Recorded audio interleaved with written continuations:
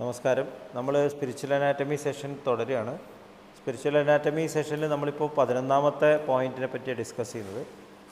11ാമത്തെ point പ്രഭു ഭാവമാണ്. 10ാമത്തെ point തൊട്ടിട്ട് പ്രഭു state തുടങ്ങുകയാണ്. 10ാമത്തെയും 11ാമത്തെയും പോയിൻ്റ് ഇടയിലാണ് സഹസ്രദള കമലം. അത് നമ്മൾ പറഞ്ഞു. സഹസ്രദള കമലത്തിൽ നിന്നാണ് നമ്മൾ മെഷർ ചെയ്യുന്നത്. അപ്പോൾ ഈ രണ്ട് ഇയർ ലോബിൻ്റെ മുകളിൽ നിന്ന് ഇങ്ങനെ ടച്ച് ചെയ്താൽ ഇവിടെയാണ് സഹസ്രദള കമലം. ഇവിടുന്ന് 2 വിരൽ ഫ്രണ്ടിലേക്ക് എടുത്താൽ 10ാമത്തെ പോയിൻറ്റ്, 2 വിരൽ ബാക്കിലേക്ക് എടുത്താൽ 11ാമത്തെ പോയിൻറ്റ്. ആ 11ാമത്തെ പോയിൻറ്റിൻ്റെ ക്യാരക്ടർ എന്ന് പറഞ്ഞാൽ റെസ്റ്റ്ലെസ്നെസ് ആണ്, അസ്വസ്ഥത. മലയാളത്തിൽ അസ്വസ്ഥത, ഹിന്ദിയിൽ ബേച്ചൈനി എന്ന് പറയും. അപ്പോൾ അതിൻ്റെ എക്സാമ്പിളായിട്ട് ദാജി പറഞ്ഞിട്ടത് മത്സ്യത്തിന് വെള്ളത്തിൽ കിടക്കാൻ ജീവനോടെ നിൽക്കണമെന്നുണ്ടെങ്കിൽ അനങ്ങിക്കൊണ്ടിരിക്കണം, അനങ്ങാണ്ടിരുന്ന മത്സ്യം ചത്തു.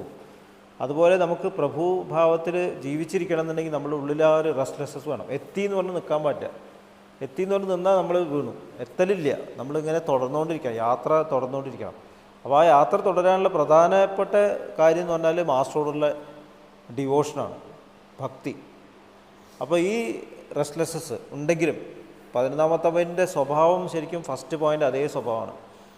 ഫസ്റ്റ് പോയിൻ്റ് കോൺഫിഗറേഷനാണ് 11ാമത്തെ പോയിൻ്റ്. ഫസ്റ്റ് പോയിൻറ്റിൻ്റെ പ്രധാനപ്പെട്ട എലിമെൻറ്റ് എർത്ത് എലിമെൻ്റാണ്. ഭൂമി സെൻറ്ററിൽ എർത്ത് എലിമെൻ്റ്. അപ്പോൾ എർത്ത് എലിമെൻറ്റിൻ്റെ ക്യാരക്ടർ എന്ന് പറഞ്ഞാൽ കണ്ടൻമെൻ്റാണ്, സംതൃപ്തി, ആഗ്രഹമില്ലായ്മ.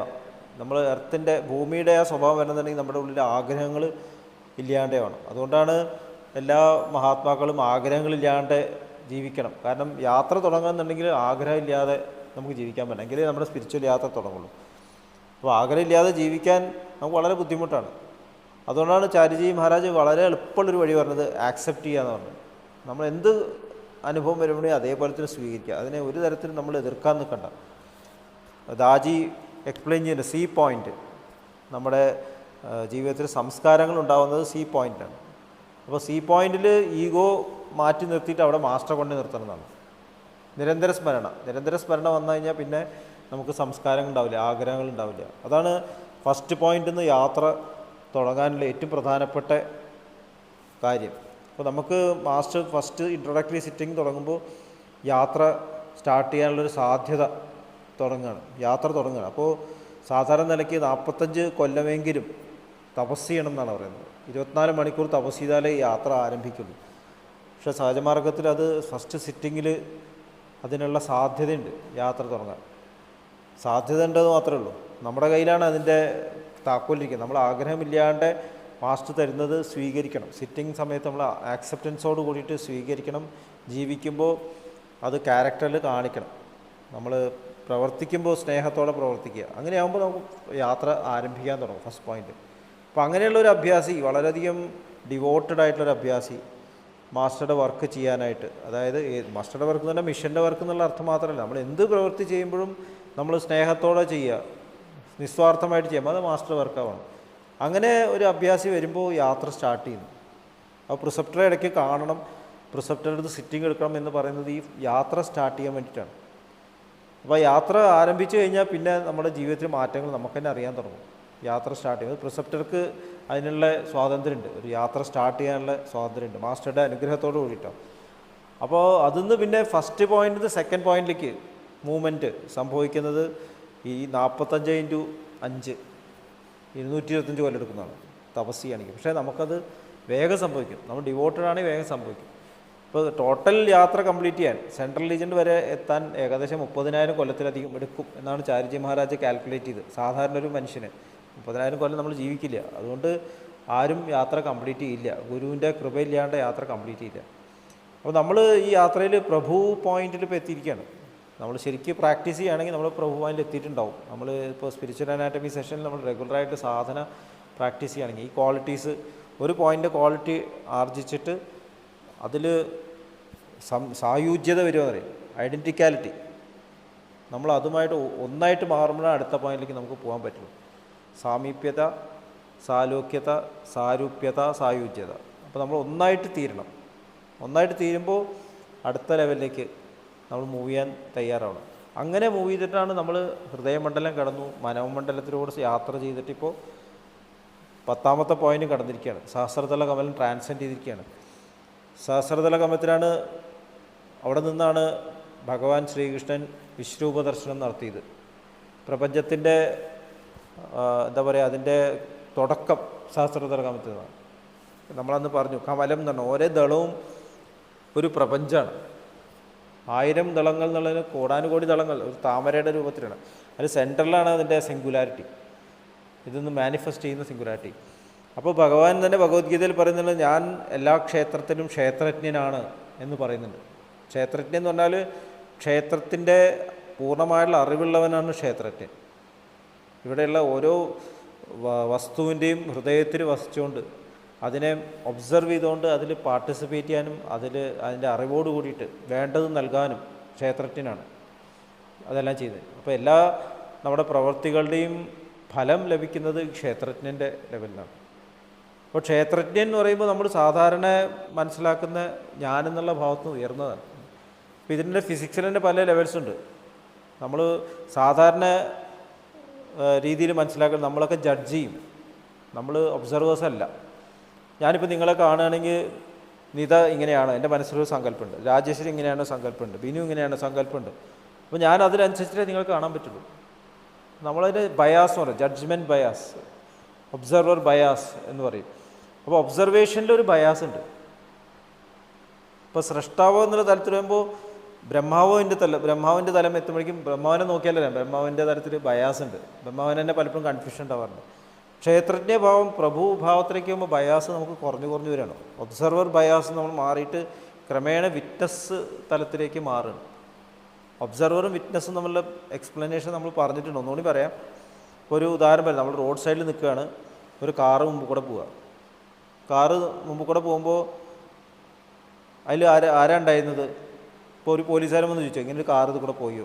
അപ്പോൾ ഞാൻ കണ്ടില്ല പറയാം ചിലർക്ക്. അപ്പോൾ അത് വിറ്റ്നസ് തന്നെ ചെയ്തിട്ടില്ല.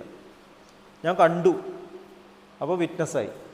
അതിൽ ആ കാറിൻ്റെ കളർ എന്തായിരുന്നു? അപ്പോൾ പറയാം ബ്ലൂ ആണെന്ന് തോന്നുന്നു. അപ്പോൾ അതിൻ്റെ അർത്ഥം എന്താണ്? ഒബ്സർവ് ചെയ്തു എന്നാണ്. അതിൽ ആരൊക്കെ ഉണ്ടായിരുന്നു? ഇപ്പോൾ 2 ആണുങ്ങളും 2 പെണ്ണുങ്ങളും ഉണ്ടായിരുന്നു എന്ന് തോന്നുന്നു. അപ്പോൾ ഒബ്സർവർ കുറച്ചുകൂടി ഒബ്സർവ് ചെയ്തു. പിന്നെ എങ്ങനെ ഉണ്ടായിരുന്നു? അപ്പോൾ അതിൽ ഒരാൾ ഇത്തിരി ദേഷ്യപ്പെട്ടിരിക്കണമായിട്ട് തോന്നി. അപ്പോൾ എന്തായി? ജഡ്ജ്മെൻറ്റായി, പ്രജുഡിസായി. ഇങ്ങനെയാണ് നമ്മൾ താഴേക്ക് വരുന്നത്. ആ വിറ്റ്നസ് ഭാവത്തിൽ ജഡ്ജ്മെൻ്റ് ഇല്ല. അപ്പോൾ ലൈറ്റ് കത്തുകയാണ്, അതിൻ്റെ അടിയിൽ നമുക്ക് പുസ്തകം എഴുതാം, നമുക്ക് കൊല്ലാൻ വേണമെങ്കിൽ ഒരാളെ എന്തു ചെയ്യാം. ലൈറ്റ് പ്രകാശിച്ചുകൊണ്ടിരിക്കുന്നു. മനസ്സിലായില്ലേ? ഇപ്പോൾ ലൈറ്റിനേക്കാളും ലൈറ്റ് വിറ്റ്നസ് അല്ല, ലൈറ്റിൻ്റെ ആ ലെവലിൽ നിന്നുകൊണ്ട് കാര്യങ്ങൾ കാണുന്ന ഒരാളാണ് വിറ്റ്നസ്. അപ്പോൾ ക്ഷേത്രജ്ഞ ഭാവത്തിലേക്ക് എത്തുമ്പോൾ വിറ്റ്നസിൻ്റെ ലെവലിലേക്ക് ഉയർന്നുകൊണ്ടിരിക്കുകയാണ്, പ്രഭു ഭാവത്തിലേക്ക്. അപ്പോൾ ഇവിടെ നമുക്ക് എന്താണെന്ന് പറഞ്ഞാൽ ഒരു കഴിവ് കൂടിക്കൂടി വരുന്നു. നമ്മൾ എല്ലാ മനുഷ്യരുടെയും ഹൃദയത്തിൽ, മനുഷ്യരുടെ സർവ്വചരാചരങ്ങൾ ഹൃദയത്തിലേക്ക് നമ്മൾ കണക്റ്റഡ് ആവാൻ തുടങ്ങണം. ഇതം ശരീരം ക്ഷേത്രം ക്ഷേത്രജ്ഞം ഇത്യഭിവിധീയതേ, ഇങ്ങനെയാണ് ഭഗവാൻ പറയുന്നത്. ഈ ക്ഷേത്രത്തിന് മുഴുവൻ ഉള്ളിൽ ക്ഷേത്രജ്ഞനാണ്, ഇതറിയുന്നവനെ ഞാൻ ക്ഷേത്രജ്ഞൻ എന്ന് പറയുന്നു എന്ന് പറഞ്ഞു. ഇങ്ങനെ ഒരു ലെവലിലേക്ക് എത്തിയ ഒരാൾ ക്ഷേത്രജ്ഞനായി. അപ്പോൾ അങ്ങനെ ഒരാൾക്ക് വേണമെങ്കിൽ ഒരാളുടെ ഉള്ളിലുണ്ടാവുന്ന സംഭവങ്ങൾ മനസ്സിലാക്കി വേണമെങ്കിൽ ദുരുപയോഗപ്പെടുത്താം. നമ്മൾ ചില സിനിമകൾ കണ്ടിട്ടുണ്ട്, ഈ എന്താ പറയുക, ആൾക്കാരെ ദുരുപയോഗപ്പെടുത്തുന്നത്, മെൻ്റൽ കണ്ടീഷനിൽ മാറ്റങ്ങൾ കൊണ്ടുവരിക. കണ്ടില്ലേ? ഒരു സിനിമയുണ്ട് അങ്ങനെ. അപ്പോൾ ശരിക്കും നമ്മുടെ ഉള്ളിൽ ഈഗോ ഉണ്ടെങ്കിൽ നമുക്ക് ഇൻ്റർഫിയർ ചെയ്യാനുള്ള ഒരു പവർ നമ്മുടെ കയ്യിൽ വരുന്നു. അതുകൊണ്ടാണ് ദാജി പറയുന്നത് ക്യാരക്ടർ ട്രാൻസ്ഫോർമേഷൻ വളരെ വളരെ വളരെ ഇമ്പോർട്ടൻ്റ്. പ്രഭുഭാവമൊക്കെ എത്തുമ്പോഴേക്കും നമ്മൾക്ക് സറണ്ടർ ചെയ്തിട്ടുണ്ടാവണം, നമ്മളായിട്ട് ഒന്നും ഇൻ്റർഫിയർ ചെയ്ത്. മിഷൻ്റെ വർക്കായാലും എന്ത് വർക്കായാലും മാസ്റ്ററുടെ ഇഷ്ടപ്രകാരം നടക്കണം എന്നുള്ള പ്രെയർഫുൾ സ്റ്റേറ്റ് അവിടെ വരണം. ഞാനവിടെ ഇടപെടാൻ ശ്രമിക്കരുത്. നമ്മൾ ഇടപെടാൻ ശ്രമിക്കുക, ചിലപ്പോൾ സംഭവിച്ചു എന്ന് വരാം. നമുക്ക് ഇടപെടാൻ പറ്റും, മാറ്റങ്ങൾ കൊണ്ടുവരാൻ പറ്റും. പക്ഷേ ആ മാറ്റങ്ങൾ മാസ്റ്റർക്ക് ഇഷ്ടമുള്ള മാതിരി ആവണമെന്നില്ല. പവർ കൂടും, ഭയങ്കര പവർഫുൾ ആവും. അപ്പോൾ അത് അവരുടെ വീഴ്ചയ്ക്ക് കാരണമാവും, ഈ ചെയ്യുന്ന ആളുടെ വീഴ്ചയ്ക്ക് കാരണമായി, ആ ഈഗോ കാരണം. ലൂസിഫർ സറ്റാനായി എന്ന് പറയില്ലേ, ലൂസിഫർ എന്നുള്ള ഏഞ്ചൽ സറ്റാനായി മാറി. ഇപ്പോൾ ക്രിയേഷനിൽ ഇൻ്റർഫിയർ ചെയ്യാം. നമ്മൾ കുറേ കഥകൾ കേൾക്കാം. ഇപ്പോൾ അവർ 4 ലെവലിലെത്തിയാലും, ഇപ്പോൾ രാവണൻ ഇന്ദ്രജിത്ത് ജനിക്കുമ്പോൾ ഓരോ നക്ഷത്രങ്ങൾ അതായത് സ്ഥലത്ത് നിർത്തി എന്ന് പറയുന്നുണ്ട്. കാരണം മരിക്കാൻ പാടില്ല. അപ്പോഴാണ് ശനി കാല് പുറത്തേക്ക് വെച്ചു എന്ന് പറയുന്നത്. അങ്ങനെയാണ് ശനിയുടെ കാല് രാവണൻ വെട്ടിക്കളഞ്ഞു. ശനിക്ക് ഒരു കാലേ ഉള്ളൂ. അങ്ങനെ കഥയുണ്ട്. അപ്പോൾ ഇൻ്റർഫിയർ ചെയ്യാനുള്ള ഒരു സാധ്യത, അത് രാവണൻ ആ ലെവലിൽ എത്തിയോണ്ട് പറയില്ല, ഈ ഒരു പ്രോബ്ലം അവിടെയും ഉണ്ടാവാം എന്ന് പറയാൻ വേണ്ടിയിട്ടാണ്. അപ്പോൾ ഇവിടെ നമ്മൾ എത്തുമ്പോൾ നമ്മുടെ ഉള്ളിലേക്ക് മുന്നോട്ട് പോകണമെന്നുണ്ടെങ്കിൽ ക്രേവിങ് വേണം, ഭയങ്കരമായിട്ട് ഒരു സ്നേഹം വേണം. റെസ്റ്റ്ലെസ്നെസ്സിൻ്റെ അടിസ്ഥാനം എന്ന് പറഞ്ഞാൽ സ്നേഹമാണ്. അപ്പോൾ നമ്മൾ ഇന്ന് ഡിസ്കസ് ചെയ്യുന്നത് ഈ എർത്ത് പോയിൻറ്റും ഫയർ പോയിൻറ്റും തമ്മിലുള്ള കോർഡിനേഷനാണ്. എർത്ത് പോയിൻറ്റ് കണ്ടൻമെൻ്റ് ആണ്, ഫയർ പോയിൻറ്റ് പാഷനാണ്, സ്നേഹം. ഈ സ്നേഹം നമ്മളെ ഉയർത്തുന്ന സ്നേഹമായിരിക്കണം, സ്നേഹം അറ്റാച്ച്മെൻ്റ് ആവരുത്. അപ്പോൾ എങ്ങനെയാണ് സ്നേഹം നമ്മളെ ഉയർത്തുക, അത് നമ്മൾ മനസ്സിലാക്കേണ്ട കാര്യമില്ല. പാഷൻ നമ്മളെ താഴ്ത്താം. ഒരു പ്രസിദ്ധമായിട്ടുള്ള കഥയുണ്ട്, തുളസീദാസിൻ്റെ കഥ. തുളസീദാസിന് ഒരു വേശ്യാസ്ത്രീയായിട്ട് ഭയങ്കര ഇഷ്ടമായിരുന്നു. അപ്പോൾ ഈ സ്ത്രീയെ കാണാതിരിക്കാൻ പറ്റില്ല. എപ്പോൾ നോക്കിയാലും അവരെ പറ്റി ചിന്തിക്കുക, അവരെ പറ്റി കാണാൻ പോവുക, അങ്ങനെയാണ്. അപ്പോൾ ഒരു ദിവസം രാത്രി മഴ പെയ്യാണ്, ഇടിവെട്ടും മഴയും. അപ്പോൾ ഈ തുളസീദാസിന് ഇവരെ കാണാതിരിക്കാൻ പറ്റുന്നില്ല. തുളസീദാസ് ഇറങ്ങി നടക്കുമ്പോൾ പുഴ കവിഞ്ഞൊഴുകുകയാണ്. അപ്പോൾ പുഴയെ കൂടെ ഒരു തടി ഒഴുകി വരുന്നമാർ തോന്നും. ആ തടിയുമേ തടിയാണെന്ന് വിചാരിക്കും, പിടിച്ചിട്ട് അക്കരയ്ക്ക് കിടക്കും. അക്കരെ കിടന്നിട്ട് ഈ സ്ത്രീയുടെ വീട്ടിലേക്ക് നോക്കുമ്പോൾ അവിടെ ലൈറ്റ് കത്തുന്നുണ്ട്. ഇവർ ഉറങ്ങിയില്ല മനസ്സിലായി. അപ്പോൾ ഒരു കയറ് തൂങ്ങിക്കിടക്കണ മാതിരി തോന്നും. ആ കയറിനെ പിടിച്ച് മുകളിലേക്ക് കയറും. എന്നിട്ട് അവർ വാതിൽ മുട്ടും. അപ്പോൾ ഇവർ ചോദിക്കും, അങ്ങ് ഈ രാത്രി എങ്ങനെ വന്നു വയ്ക്കും? അപ്പോൾ ഞാനിവിടെ ഒരു കയറ് പിടിച്ചിട്ട് കയറി വന്നു പറഞ്ഞു.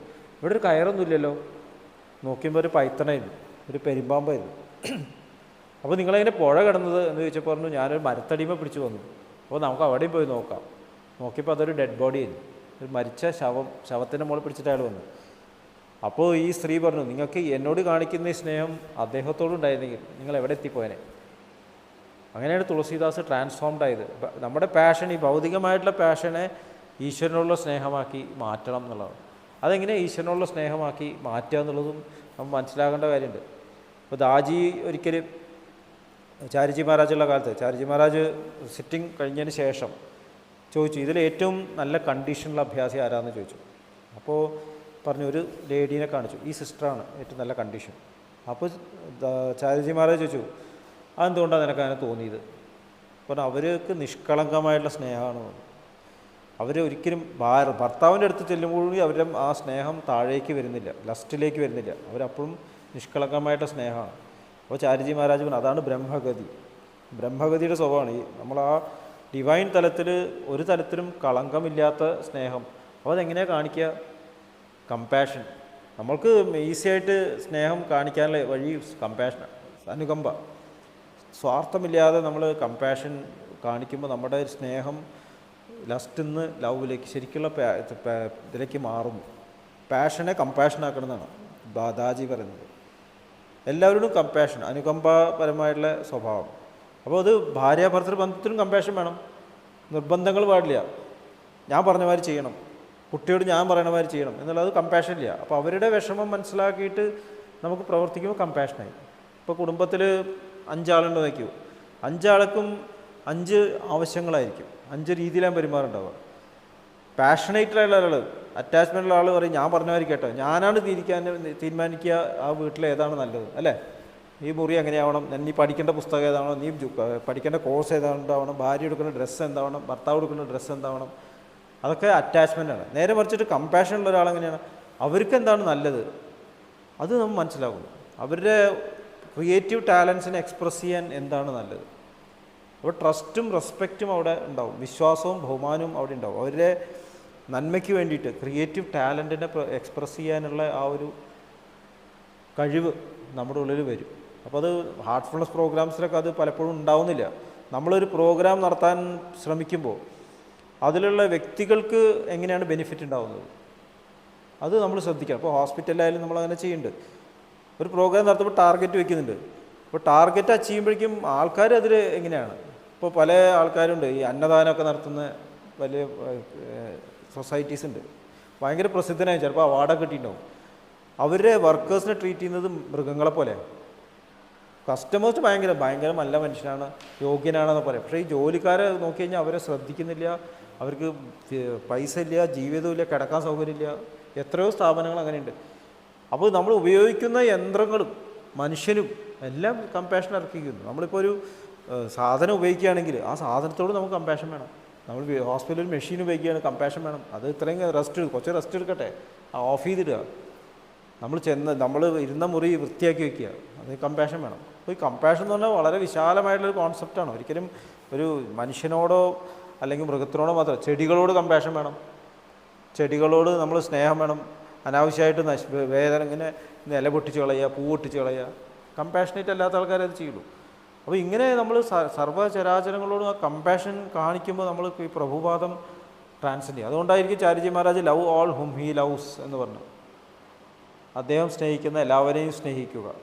അപ്പോൾ സ്നേഹിക്കുക എന്ന് പറഞ്ഞാൽ റെസ്പെക്റ്റ് ചെയ്യുക എന്നുള്ള അർത്ഥമുണ്ട്, ട്രസ്റ്റ് ചെയ്യുക എന്നുള്ള അർത്ഥമുണ്ട്, വിശ്വസിക്കുക. അതും സ്നേഹത്തിൻ്റെ ഒരു ഇതാണ്. അവരും നന്നാവും എന്നുള്ള വിശ്വാസം. അവരും അതേപോലെ ആവാൻ വന്നവർ തന്നെയാണ്, ഞാൻ മാത്രമൊന്നുമല്ല. അപ്പോൾ അവർക്ക് അവരുടെ വഴിയുണ്ട്, എനിക്ക് എൻ്റെ വഴിയുണ്ട്. എൻ്റെ കൂടെ ഉള്ളവരെല്ലാവരും ഞാൻ പറയുന്ന വഴി കൂടെ സഞ്ചരിക്കണമെന്നില്ല, അവർക്ക് അവരുടെ മാർഗ്ഗമുണ്ട്. ഒപ്പം ജീവിക്കുന്ന ആളായിരിക്കും, ഭാര്യയായിരിക്കും. പക്ഷെ അവർ സഞ്ചരിച്ച മാർഗം വേറെ വഴി കൂടെയൊക്കെ ആയിരിക്കും വന്നിട്ട് നമ്മുടെ ഇപ്പോൾ ഭാര്യയായിട്ടിരിക്കുന്നത്. എന്നെക്കാളും മുകളിലായിരിക്കും, പറയാൻ പറ്റില്ല. കൂടെ ഉണ്ടെന്ന് വെച്ചിട്ട് നമ്മുടെ സ്വത്തൊന്നും മകളായിരിക്കാം, മകനായിരിക്കാം. പക്ഷെ അവർ ഭഗവാൻ ശ്രീകൃഷ്ണൻ വസുദേവരുടെ മകനായിരുന്നു. ഒരു ഉദാഹരണം പറയാം. കശ്യപ മുനിയുടെ മകനായിരുന്നു. ഇപ്പോൾ രണ്ടും ഇത്ര വഴിക്കൂടെ ട്രാൻസെൻഡ് ചെയ്ത് ആത്മാക്കൾ വന്ന് ജനിച്ചത്. അപ്പോൾ കൂടെയുള്ള ആൾക്കാരുടെ എന്താ പറയുക, അവരുടെ വഴി ഈശ്വരനിലേക്കുള്ള വഴി ഉറപ്പിക്കാനായിട്ട് നമ്മൾ അതിനുള്ള എന്താ പറയുക സാധ്യതകൾ എപ്പോഴും ഒരുക്കി കൊടുത്തുകൊണ്ടിരിക്കുക. അതിനാണ് കമ്പാഷൻ എന്ന് പറയുമ്പോൾ അത് സ്നേഹം ഉണ്ടെങ്കിൽ വരും. അതുകൊണ്ടാണ് നമ്മൾ ഇടയ്ക്കിടയ്ക്ക് ശുദ്ധീകരിക്കണം, മെഡിറ്റേഷൻ ചെയ്യണം, സത്സംഗങ്ങൾ അറ്റൻഡ് ചെയ്യണം. ബ്രദർഹുഡ് എന്നൊക്കെ പറയുമ്പോൾ ഇതാണ്. പലരും ഇത് മനസ്സിലാക്കുക, എല്ലാം ബ്രദേഴ്സാണ്, എല്ലാം മാസ്റ്റർ പറയുന്നതെന്ന് പറഞ്ഞിട്ട് ചില കാര്യങ്ങൾ അടിച്ചേൽപ്പിക്കുക ചെയ്യും. എനിക്ക് തോന്നുന്നില്ല അതൊക്കെ ശരിക്കുള്ളൊരു കമ്പാഷനാണെന്ന് തോന്നുന്നില്ല. അപ്പോൾ ഇത്രയും പറഞ്ഞുകൊണ്ട് ഇന്നത്തെ സെഷനിൽ നമുക്കിന്ന് 11th പോയിൻറ്റിൻ്റെ സെൻട്രൽ എലിമെൻറ്റ്, എർത്തും ഫയർ എലിമെൻറ്റും തമ്മിലുള്ള ഹാർമണി, കോർഡിനേഷൻ, അതാണ് ഇന്ന് നമ്മൾ ചെയ്യുന്നത്. അപ്പോൾ 3 കാര്യങ്ങളുണ്ട്. ഒന്ന് അസ്വസ്ഥത, റെസ്റ്റ്ലെസ്നെസ്, എർത്ത് പോയിൻറ്റിൻ്റെ കണ്ടൻമെൻറ്റ്, ഫയർ പോയിൻറ്റിൻ്റെ പാഷൻ, സ്നേഹം. ഇതെല്ലാം കൂടി നമ്മൾ സംയോജിച്ചിട്ട് വേണം യാത്ര ചെയ്യാൻ. ഇതിൻ്റെയൊക്കെ അടിയിൽ എല്ലാം വേണ്ടത് ഡിവോഷനാണ്, love and devotion. Babuji Maharaj complete works of രാമചന്ദ്രനിൽ ഇടയ്ക്കിടയ്ക്ക് പറയും, യാത്രയ്ക്കുള്ള ഒരേ കാര്യം സ്നേഹവും ഭക്തിയുമാണെന്ന് ഇടയ്ക്കിടയ്ക്ക് പറയുന്നുണ്ട്. അപ്പോൾ ഒരു ഭക്തൻ്റെ സ്വഭാവം നമ്മുടെ ജീവിതത്തിൽ കൊണ്ടുവരാൻ നമുക്ക് ഈ ഇന്നത്തെ സെഷനിൽ നമുക്ക് മെഡിറ്റേറ്റ് ചെയ്യാം. എന്തെങ്കിലും ചോദിക്കാനുണ്ടോ? പ്രഭുഭാവം, നമ്മൾ പ്രഭുത്വത്തിൽ നിന്ന് ഈ 12ാമത്തെ പോയിന്റ് കടന്നാൽ പിന്നെ നമ്മൾ സെൻട്രൽ റീജിയനിലേക്ക് പോകും. ഓക്കെ.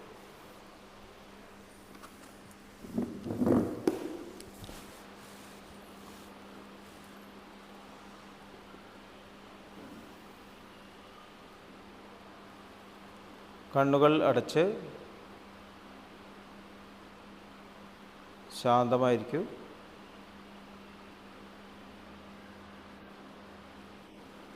നമ്മൾ മെഡിറ്റേഷൻ തുടങ്ങുന്നത് ഫസ്റ്റ് പോയിൻ്റിൽ നിന്നാണ്. ഫസ്റ്റ് പോയിൻ്റ് എന്ന് പറഞ്ഞാൽ left side of chest, lower പാർട്ടിലാണ്. അവിടെ ഹാർട്ട് ചക്ര,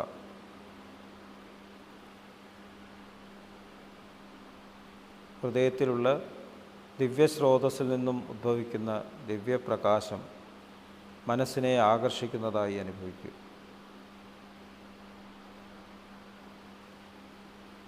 ആ ദിവ്യപ്രകാശത്തിൽ ധ്യാനം ആരംഭിക്കും. മനസ്സിൽ ചിന്തകൾ വരുന്നുണ്ടെങ്കിൽ മൃദുവായി അവയെ അവഗണിക്കുക. ദിവ്യപ്രകാശത്തിൽ ധ്യാനം തുടരുക. Please start meditation.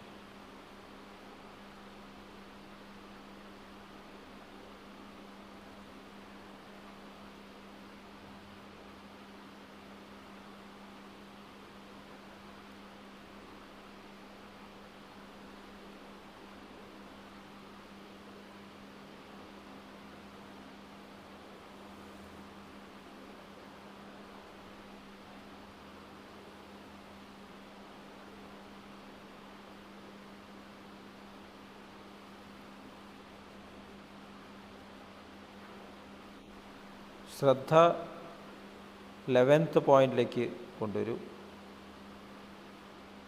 11th point observe ചെയ്യുക. ഫസ്റ്റ് പോയിൻ്റ് നമ്മൾ മെഡിറ്റേഷൻ ചെയ്യുമ്പോൾ 11th പോയിൻറ്റിലേക്ക് നമ്മൾ ഒബ്സർവ് ചെയ്യുക. 11th പോയിൻ്റ് എന്ന് പറഞ്ഞാൽ സഹസ്രതല കമലത്തിന് 2 വിരൽ പുറകിലാണ്. അപ്പോൾ ആദ്യം ശുദ്ധീകരണമാണ്. 11th പോയിൻ്റ് സെൻറ്റർ എർത്ത് എലിമെൻ്റാണ്. അവിടെ ശുദ്ധീകരണം നടക്കുന്നതായി അനുഭവിക്കും.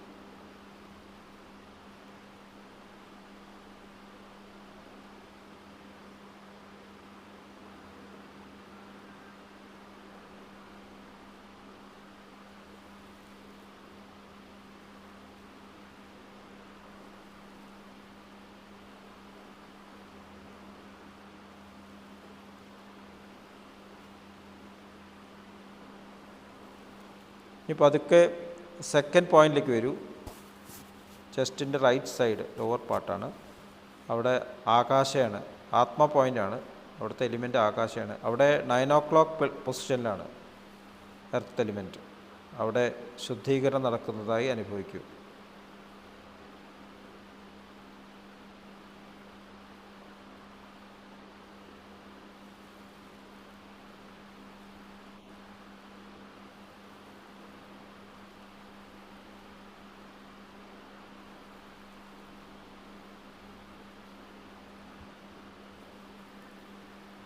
ഇനി തേർഡ് പോയിന്റിലേക്ക് വരൂ. തേർഡ് പോയിന്റ് ഫയർ എലിമെൻ്റാണ്. അവിടെ 6 o'clock പൊസിഷനിലാണ് എർത്ത് എലിമെൻറ്റ്. അവിടെ ശുദ്ധീകരണം നടക്കുന്നതായി അനുഭവിക്കും.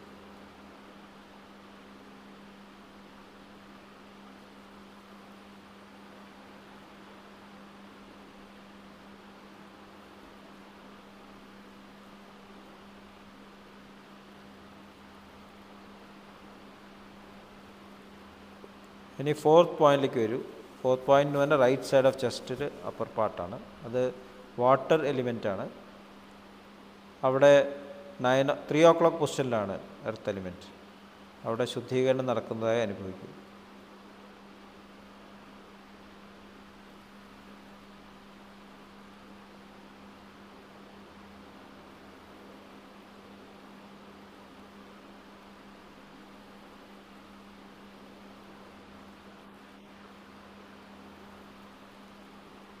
ഇനി 5 o'clock ഫിഫ്ത്ത് പോയിന്റിലേക്ക് വരും. ഫിഫ്ത്ത് പോയിന്റ് എയർ എലിമെൻ്റാണ്. കഴുത്തിൻ്റെ ലോവർ പാർട്ട്. അവിടെ 12 o'clock പൊസിഷനിലാണ് എർത്ത് എലിമെൻറ്റ്. അവിടെ ശുദ്ധീകരണം നടക്കുന്നതായി അനുഭവിക്കും.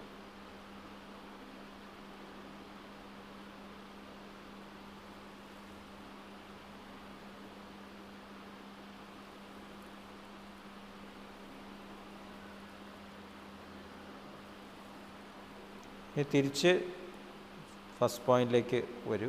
ശുദ്ധീകരണം കംപ്ലീറ്റായി. 11th പോയിൻറ്റിൻ്റെ ശുദ്ധീകരണം കംപ്ലീറ്റായി. അപ്പോൾ 11th പോയിൻ്റ് ഒബ്സർവ് ചെയ്യുക. പിന്നെ 11th പോയിൻ്റ് സ്വഭാവമായിട്ടുള്ള അസ്വസ്ഥത, റെസ്റ്റ്ലെസ്നെസ്, പിന്നെ അതിൻ്റെ എലിമെൻസ് ആയിട്ടുള്ള ഭൂമിയുടെ ക്വാളിറ്റി, കണ്ടൻമെൻറ്റ്, സംതൃപ്തി, ക്ഷമ, അതും ഫയർ എലിമെൻറ്റ്. ഫയർ എലിമെൻറ്റിൻ്റെ സ്വഭാവം സ്നേഹമാണ്, കമ്പാഷൻ, മാസ്റ്ററോടുള്ള ഭക്തി, സ്നേഹം. ഇത് നമ്മുടെ ഉള്ളിൽ വേണം. നമ്മുടെ ലക്ഷ്യം മാസ്റ്റർ പോലെ ആയിത്തീരുക എന്നുള്ളതാണ്. അതിൻ്റെ താഴെ ഒരു ലക്ഷ്യത്തിനും നമ്മൾ നിൽക്കില്ല. ഈ ഒരു സങ്കല്പത്തോടു കൂടിയിട്ട് ഈ എലിമെൻസിൻ്റെ ക്വാളിറ്റീസ് എല്ലാം ഹാർമണൈസ് ചെയ്യുകയാണ്. അസ്വസ്ഥത, നമ്മുടെ ഉള്ളിൽ മാസ്റ്റർ പോലെ ആയിത്തീരാനുള്ളൊരു അസ്വസ്ഥത, ഭൂമിയുടെ സംതൃപ്തി, കണ്ടൻമെൻറ്റും, ഫയർ എലിമെൻറ്റിൻ്റെ കമ്പാഷൻ, ഇതെല്ലാം നമ്മുടെ ഉള്ളിൽ ഹാർമണൈസ് ചെയ്യുകയാണ് എന്നുള്ള ആ ഒരു സങ്കല്പത്തിൽ ധ്യാനം ചെയ്യും.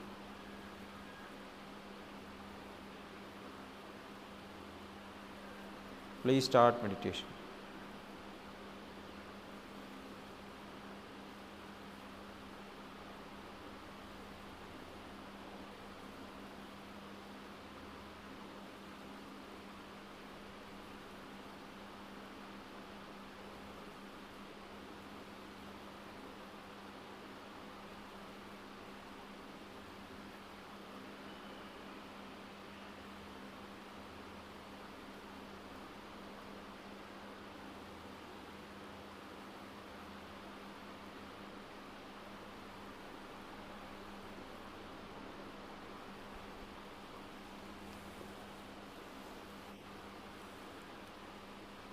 മാസ്റ്റർ പോലെ ആയിത്തീരാനുള്ള ഈ ആധ്യാത്മിക യാത്രയിൽ